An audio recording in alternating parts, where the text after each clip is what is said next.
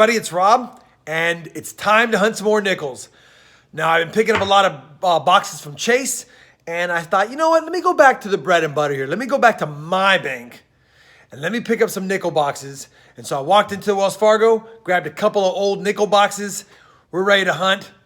I had another $100 on me, so I figured I might as well grab a Chase box as well. There was a Chase literally right next door. But let's go ahead and get one of these nickel boxes open. Still looking for that elusive V nickel. I'll take buffaloes and silvers, as you know.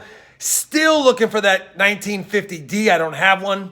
Always will take 30s, 40s, and 50 nickels as well. So let's get to hunting. But first, let me flip this camera around, show you the boxes, and then we'll get into the hunt.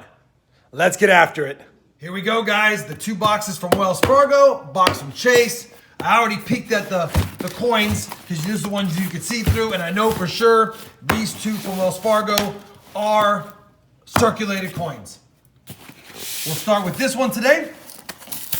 We'll get into it, and we'll see if possibly we get some of those things I mentioned in the intro. Key dates, silver, buffaloes, those types of things. All right, everyone, let's get to hunting, and I'll fill you back in if we find something cool. All right, guys, second roll into the box. Scored ourselves a 1949 Jefferson Denver Mint. Let's get back to the hunt. All right, guys, seventh roll into the box. It's pretty toasty, but kind of cool toning. 1941. Looks like it's an S, 1941S. We will take it. Second one from the 40s. Again, not the greatest looking coin, but I will take a 40s coin all day. Okay, guys, ninth roll into the box. Found ourselves a 1947 S. So that's our third coin from the 40s. And let's get back after it. Okay, guys, 13th roll into the box. I see it coming up next, so I figured I'd show it to you. A 1941 plain. Brought that over here into the 40s. Now we got 4 40s and a 50. And we got more coins to go through. We'll be back in if we find even more cool finds.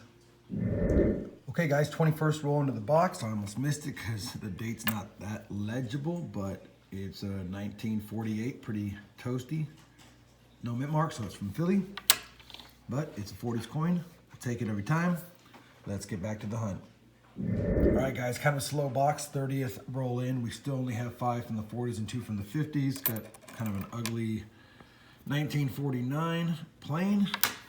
We'll put it there. Hoping this box heats up on this last 20 and a half rolls. Okay, guys, 34th roll into the box. I laid it out. I saw the Canadian coin. Figured I'd capture it real quick. A 1987 Canadian coin. We'll take it. It's our first foreign. Let's get back to the hunt, see if we can find some 40s and 50s, maybe a 30s. Okay, guys, 38th roll into the box. Got ourselves a 1947 S. We will take it.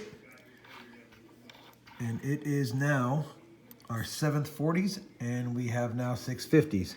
So hopefully the box continues to heat up like it's been the last few rolls with 40s and 50s, and we can finish with at least our averages, maybe a buffalo, maybe a silver. Let's just keep hoping. 40th roll into the box. Scored ourselves another 40s coin.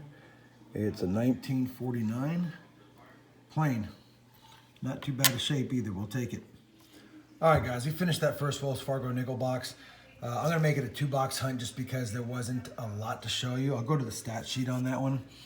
Out of the 50 rolls, we didn't get any V nickels, no buffaloes, no silvers. We got 72 of the 60s, 8 of the 50s, 8 of the 40s, no 30s, 1 foreign, and only 2 2009s.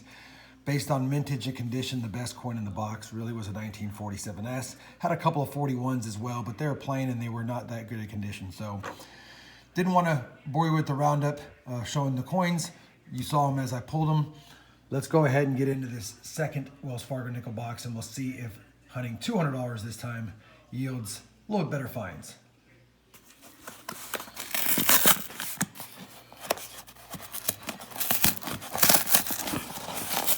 I already checked this for circulation, and it was.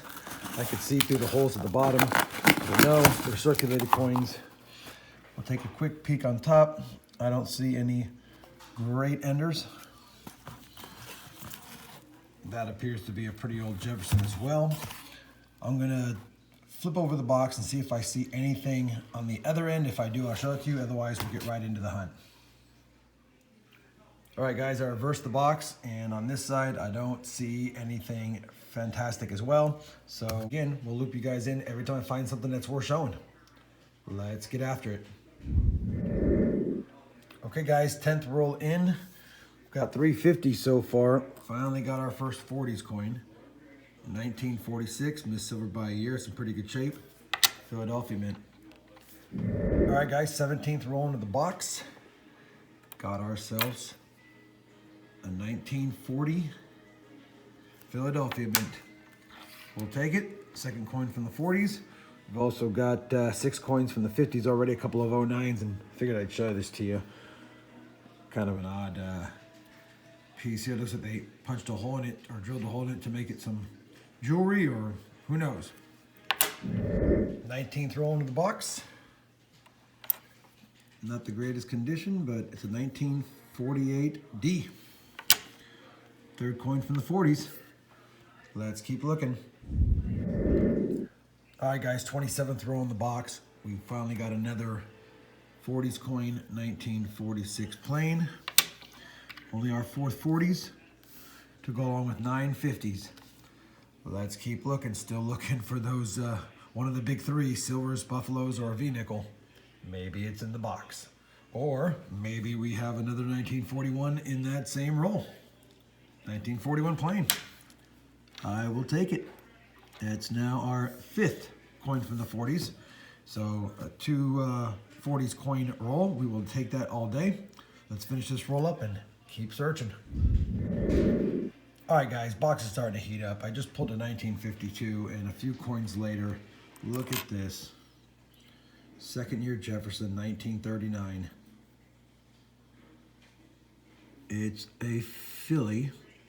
It's got a little discoloration where the mint mark would be, so I'll just look under the loop. But I've got 9 of these. This is my 10th one. Too bad it's not. I don't have a Denver mint yet, and I only have 1 San Francisco mint, but I will take a 39 or a 30s coin all day long. I'll validate it that it is just a Philly. It looks like for sure it is. If I find something on it that needs to be discussed further, I'll be back in. But that's good. First 30s coin. And let's get back to the hunt. All right, guys. Very next roll. Box is definitely heating up. Roll number 29. Got ourselves a 1948. Looks like a Denver. Yep. We'll take it. 6 coin from the 40s to go along with 11 from the 50s and 1 from the 30s. Box is starting to get a lot better. Okay, guys, 33rd roll in. Got another 1940s coin, 1946 Philly. Put that up here with the 40s, and we'll keep looking. All right, guys, 36th roll into the box, and I've been looking at this for a few minutes. It was in that 36th roll.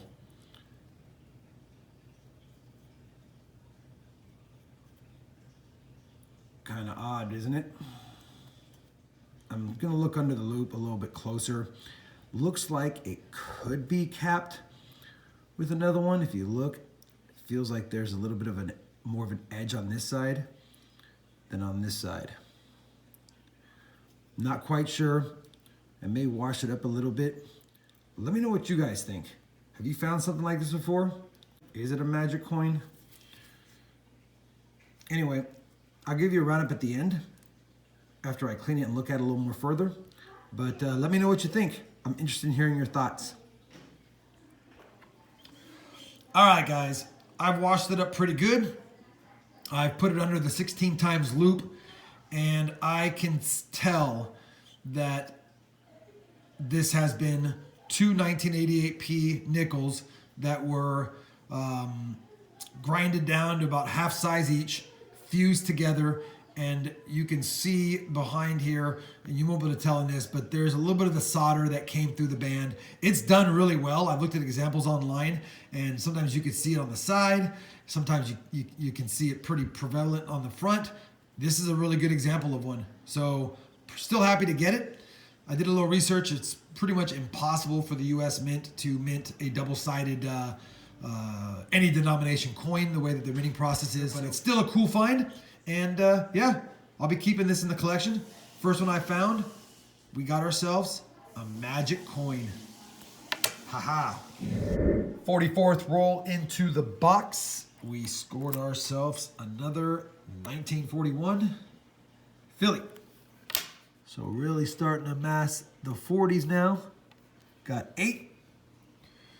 Along with 14 in the 50s. Plus a 1939. And a magic coin. Let's get back after the hunt. All right, guys, another box down. Not a bad box. We ended with 67 coins in the 60s. Let's show a couple of the cool finds. I kept this 1988 coin because I just thought the toning was kind of cool. So pull that aside. Kept this coin because it's got a hole in it. Something different. We kept a couple of what I would consider nearly almost uncirculated Jefferson nickels. This is a 1972. Let me get a better lighting here. You can see there's pretty much almost no scratches on it. The back has 4 of the 6 steps. The last 2 are kind of pressed, but it's in really good shape. And then I also kept this 78 because look at this. It's in fantastic condition. Guys, you can see the steps. I checked under the loop. It has full steps, except for right in the center, there's a scratch. If there wasn't that scratch right in the center of it, this would be a 1978 full steps Jefferson nickel, and it looks great. It's still in such great condition. It's going to give me a good grade if I were to send it in. I'll have to do a little research to see what it's worth, but it's hard to find 70s and 60s Jeffersons with full steps or in really high grade. So we pulled it out because of that. Kind of a cool find. We also had 4 2009s. Nothing special, but, you know, low vintage, so I kept them. We had dang near a record. We got 2, 4, 6, 8, 10, 12, 14, 16, 17 coins in the 50s. That's my second best. It ties my second best. We had a lot of mix of dates here. We ended up with 5 coins at 1952, a 53, a 54, a 55, 2 56s, a 57, 1, 2, 3, 4 58s, and 2 59s. A lot of good years. In the 40s, we ended up with 8. We had a 40, 2 41s, 3 46s, and 2 48s. And then, other than the magic coin, which I'll show you in a second, this is my favorite coin of the box, a 1939 Philly. I've got 9 of those, so that makes 10. It's in good shape. And I guess the coolest find of the box, which made it a magical box. And I guess the cool find of the box, which made it a magical box, is this 1988 two-sided magic coin. Done really nicely. You can just make out some of the edging there that you can tell that it's been altered. But I like it a lot. We'll be keeping that. It's always fun to flip a coin at parties and guarantee that you're always a winner. Anyway, if you enjoyed this hunt with me, please give the video a thumbs up. If you're not a subscriber, I ask that you please subscribe. I do post coin roll hunting and currency searching videos several times a week. When the weather gets better, I'll jump back into metal detecting. And as always, thanks for watching.